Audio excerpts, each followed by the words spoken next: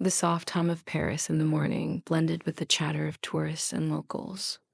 Margot sat at her usual spot in the bustling square, her easel propped up and her paintbrush poised. Around her, the sights and sounds of the city seemed alive, the vibrant colors of the flower stalls, the rich aroma of fresh baguettes from a nearby cafe, and the faint strains of street musicians tuning their instruments. Margot was in her element, her hands dancing across the canvas as she painted yet another tourist's portrait. She loved the simplicity of this life, the freedom it brought her, and the endless stream of faces and stories that passed her by. As she handed the completed portrait to a smiling couple, a soft melody caught her attention. It was subtle at first, a gentle tune carried by the wind. She looked up, scanning the square, her curiosity piqued. There, by the fountain, stood a man with tousled brown hair and a guitar slung over his shoulder. He looked slightly out of place, his worn leather jacket and scuffed shoes contrasting with the polished cobblestones of the square. He was strumming a soft tune, his fingers gliding effortlessly over the strings. Margot watched as a small crowd began to gather, enchanted by the music. She noticed his hesitance, his eyes darting nervously, as if he wasn't used to the attention. Yet the music continued, drawing people closer. For a moment, their eyes met. Margot offered a small smile, but the man quickly averted his gaze, focusing intently on his guitar. There was something intriguing about him. She thought an air of mystery that seemed to echo through his music. The morning continued, and Margot returned to her work. Yet the melody lingered in her mind, a subtle undercurrent to the symphony of the square. As the sun climbed higher, casting golden light over the cobblestones, Margot finished her final portrait for the morning. The square was quieter now, the earlier bustle replaced by a slower, more relaxed rhythm. She looked toward the fountain, but the musician was gone, leaving only the memory of his song behind. Something told her this wasn't the last she would see of him. Margot returned to the square the following morning, the familiar sights and sounds of the city wrapping around her like a comforting routine. She set up her easel in her usual spot, greeting fellow street performers and vendors with a warm smile. Yet her thoughts kept drifting to the mysterious musician from the previous day. As she worked, a melody reached her ears again, soft, hesitant, and unmistakable. She turned toward the fountain, and there he was, the same man with his guitar. This time, he seemed more determined, his eyes focused as he played. Margot couldn't help but watch. There was something captivating about the way he poured himself into his music, as if every note carried a piece of his soul. The square grew livelier as the morning progressed. Tourists paused to listen to the musician, tossing coins into the open guitar case at his feet. Margot noticed his unease as he tried to respond to their questions and compliments. His words came out in broken phrases, a mix of English and hesitant French. One tourist, an elderly woman with a camera slung around her neck, spoke to him, her tone polite but confused. The musician frowned, clearly struggling to find the right words. Margot felt a pang of empathy. Setting down her brush, she made her way over to the fountain. "Hi," she said softly, her voice carrying over the hum of the crowd. "Do you need help?" The man looked up, startled. His hazel eyes met hers, and for a moment he seemed unsure. Then he nodded, his shoulders relaxing slightly. "Yes, please, I don't know how to say." He gestured toward his guitar. "Strings?" Margot smiled. "Guitar strings?" "Yes," he said, relief washing over his face. "I need new strings." "I can help you with that," Margot offered. "There's a music shop nearby." The man hesitated, then gave a small nod. "Thank you. I'm Leo, by the way." "Margot," she replied. "Nice to meet you, Leo." As they walked through the square, Margot couldn't help but notice how Leo seemed to take in every detail. The architecture, the bustling cafes, the street performers. He carried an air of curiosity, as though each sight and sound was a new discovery. "So, you're not from here?" Margot asked. Leo shook his head. No, I'm traveling. From London originally, but Paris. He paused, searching for the right words. It feels like a place where I can find inspiration. Margot smiled. It's a city that does that to people. Their conversation was halting at first, with Leo often pausing to search for words. But Margot was patient, encouraging him with gentle corrections and simple phrases. By the time they reached the music shop, Leo seemed more at ease. Inside, Margot helped him explain what he needed to the shopkeeper, and together they picked out a set of guitar strings. As they left the shop, Leo turned to her, his expression earnest. Thank you, Margot. I don't know how to do this without help. You're doing fine, she said warmly. It just takes practice. Leo smiled, and for the first time, it seemed genuine and unguarded. As they walked back to the square, the city seemed brighter, the music of Paris blending with the rhythm of their footsteps. Leo adjusted the guitar slung over his shoulder as they walked back to the square. The air was crisp and carried the scent of freshly baked pastries from nearby cafes. Margot glanced at him, noticing how he studied everything with quiet intensity, the cobblestones beneath their feet, the wrought iron balconies overhead, the snippets of conversation from passersby. Have you been here long? Margot asked, breaking the comfortable silence. Leo shook his head. A few days. Long enough to get lost. A lot, Margot chuckled. Paris can feel like a maze at first, but it grows on you. He smiled faintly. I'm starting to see that. As they passed a small cafe, Margot suddenly stopped. Do you have time for a coffee? She asked. Leo hesitated, then nodded. Sure, that sounds nice. They stepped inside, greeted by the warm hum of conversation, the aroma of coffee beans. Margot led the way to the counter, where a friendly barista smiled at them. Excuse me, Margot said, turning to Leo. You should try ordering. It's good practice. Leo looked slightly panicked. I don't know what to say. Margot leaned in, speaking softly. It's easy. Just say, can I have a coffee, please? Leo nodded, taking a deep breath. He stepped up to the counter and tried. Can I have a coffee, please? The barista nodded cheerfully. Of course. Anything else? Leo turned to Margot, clearly unsure of how to respond. You can say, no, thank you, Margot whispered. Leo turned back to the barista. No, thank you. The barista smiled and prepared his order while Margot ordered hers. They found a small table near the window where sunlight spilled onto the wooden surface. You did great, Margot said as they sat down. Leo shrugged, but there was a hint of pride in his expression. It's harder than I thought. I guess I'm used to letting my music speak for me. Margot sipped her coffee thoughtfully. Music is universal, but words, they have their own power. And you're learning. That's the important part. Leo looked out the window, his gaze distant. I came here to find something. I'm not sure what. Maybe it's inspiration, maybe it's clarity. Margot tilted her head. Do you think Paris will give you the answers? He turned back to her, his eyes thoughtful. I hope so, but today. I think I found a good start. Their conversation grew easier as they lingered over their coffee, the initial awkwardness melting away.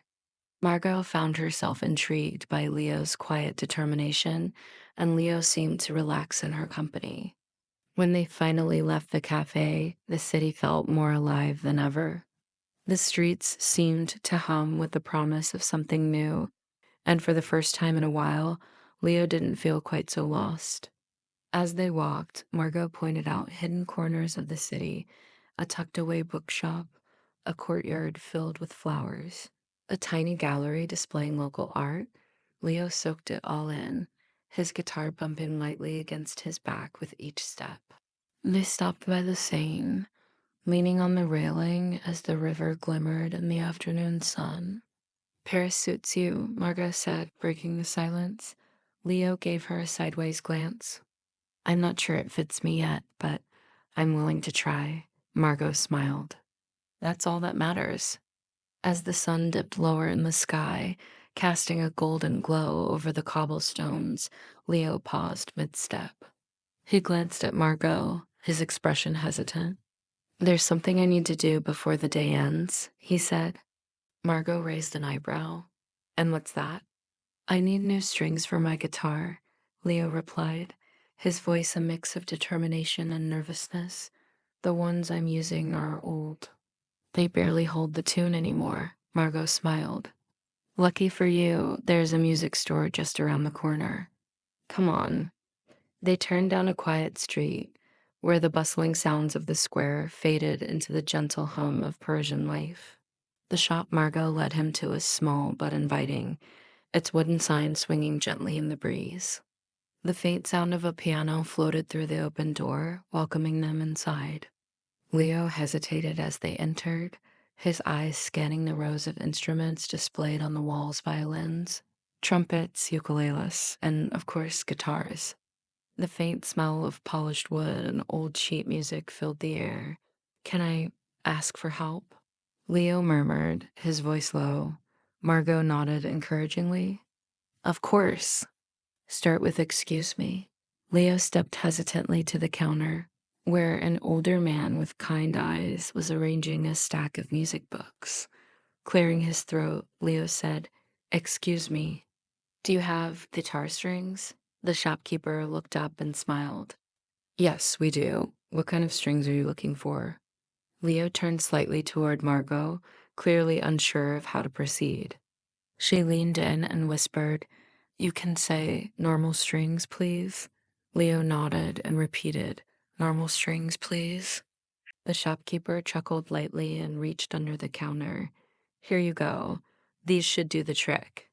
Leo took the packet of strings with a grateful nod. Thank you, he said, his voice steady but soft. Margot stepped up beside him. How much are they? She asked, helping bridge the gap in the conversation.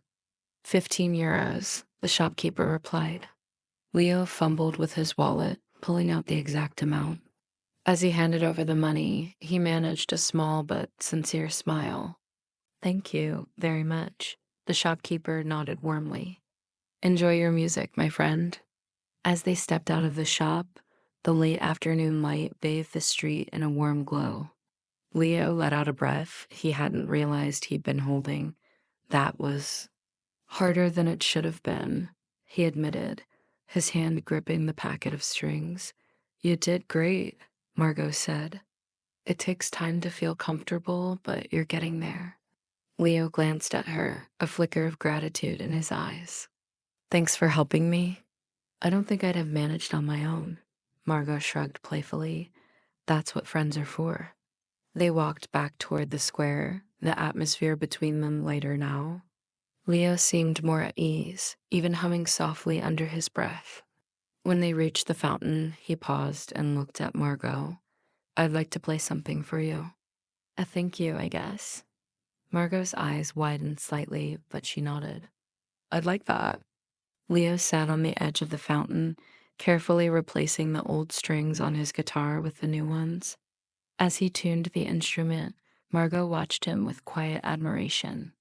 When he began to play, the melody was soft and unhurried, like a conversation expressed through music. It carried a sense of gratitude and hope, weaving through the air and drawing the attention of those nearby. As the final notes faded, Margot clapped softly, a warm smile on her face. That was beautiful. Leo glanced down, his cheeks tinged with a faint blush. It's something I've been working on. Maybe it's not perfect yet, but it doesn't have to be perfect, Margot said gently. It just has to come from the heart. The sun had disappeared behind the Persian rooftops, leaving the city bathed in the warm glow of streetlights. The square had quieted, the earlier bustle replaced by the soft murmur of couples walking hand in hand and the distant hum of passing cars. Margot and Leo strolled along the cobblestones, the faint melody of his guitar still lingering in the air. Margot glanced at Leo, who seemed lost in thought as they walked beside the Seine. The river reflected the lights of the city, creating a shimmering path that stretched into the distance. Do you always carry your guitar with you? Margot asked, breaking the silence. Leo chuckled softly. It's like a part of me. I feel incomplete without it. Margot smiled. I can see that.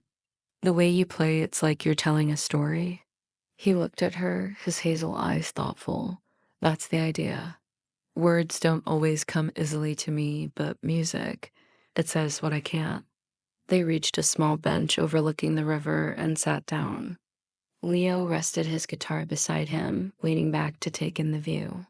Margot folded her hands in her lap, her gaze drifting to the Eiffel Tower in the distance. So, what brought you to Paris? Leo hesitated, his fingers tapping lightly against the bench. I guess I was looking for something, he said finally. Inspiration, maybe? A reason to keep playing. I've been moving from place to place, but nothing felt right until now. Margot tilted her head. And does Paris feel right? He nodded slowly. It's starting to. Today helped. Margot felt a warmth spread through her chest at his words. She looked at him, her curiosity growing. Why do you feel like you need to search for a reason to play? Leo hesitated again, his expression guarded. I used to play for someone important, when she was gone. The music felt hollow, like it didn't belong to me anymore. Margot's voice softened. I'm sorry. Leo gave a small, bittersweet smile. It's okay. It's been a while, but being here, meeting you, it's like I'm starting to hear it again. The music, I mean. They sat in silence for a moment, the weight of his confession settling between them. Then, as if sensing the need for something lighter, Margot gestured toward his guitar. Play something, she said, for yourself this time. Leo hesitated, but then reached for his guitar. He strummed a few chords, testing the strings, before launching into a melody. This one was different from the tune he'd played earlier, brighter, more hopeful. The notes floated into the night, blending with the sounds of the city. Margot closed her eyes, letting the music wash over her. It felt like a celebration, a promise of new beginnings. When he finished, Leo looked at her, a question in his gaze. What did you think? Margot opened her eyes and smiled. I think you found your reason to play. Leo's lips curved into a smile small but genuine. Maybe I have. The sound of laughter and voices drifted from the nearby square, pulling them back to the present. Margot stood, brushing off her skirt. Come on, she said, offering him a hand. Let's see what else the city has to offer tonight. Leo took her hand, letting her pull into his feet. Together, they wandered through the streets of Paris, their laughter mingling with the night air. For the first time in a long while, Leo felt like he belonged, not just to the city, but to the moment they were creating together. The next morning, the square was alive with its usual Energy Street performers setting up, vendors arranging their stalls, and tourists meandering with curious expressions. Margot was back at her easel, her brush gliding effortlessly across the canvas as she captured the lively scene before her.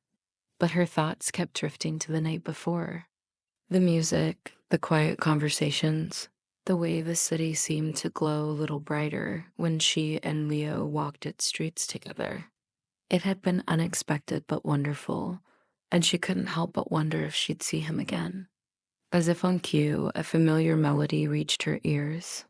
Margot turned, her gaze scanning the square until she found him, Leo, sitting by the fountain with his guitar. He was playing a tune she recognized immediately. It was the hopeful melody he played for her the night before, now flowing confidently from his fingertips. Margot smiled to herself and returned her attention to her painting. She didn't want to interrupt, not yet. She liked the idea of letting him finish the song before she approached. As she added the final strokes to her work, a shadow fell over her canvas. Morning, came a familiar voice. Margot looked up, feigning surprise. Leo, you're up early? He chuckled, setting his guitar down. Early for me, maybe. This square seems to wake up with the sun. Margot laughed. That it does. So, what brings you here today? Leo hesitated, his hands brushing against the guitar strings. I wanted to say thank you for yesterday, for everything. Margot tilted her head. You don't need to thank me. I enjoyed it just as much as you did. Still, he said, his voice earnest, you didn't have to help me, but you did. And it made me feel like I wasn't just passing through, like I could belong here, even if only for a little while. Margot's smile soft. That's what Paris does. It gives you moments like that, but it's not just the city, Leo. It's you. You're finding your place in it. He nodded, his gaze dropping briefly to the cobblestones. Then he reached into his guitar case and pulled out a folded piece of paper. I wrote something last night, he said, holding it out to her. It's a song, or at least the start of one. Margot unfolded the paper, her eyes scanning the handwritten lyrics. They were simple but heartfelt, each line brimming with emotion. This is beautiful, she said, looking back at him. You've really found your voice. Maybe, Leo said, a faint blush coloring his cheeks, but it's thanks to you. You reminded me why I started playing in the first place. Margot folded the paper carefully and handed it back to him. Keep writing. And keep playing. You have so much to share. Leo smiled, a mixture of gratitude and determination in his expression. I will. The sound of the square grew louder as the day unfolded around them. Margot returned to her painting, and Leo began playing again, his music blending seamlessly with the rhythm of the city. As Margot worked, she glanced at him from time to time, her heart light. She didn't know what the future held for Leo or for herself, but for now, it didn't matter. They were here in this moment, under the lights of Paris, and that was enough.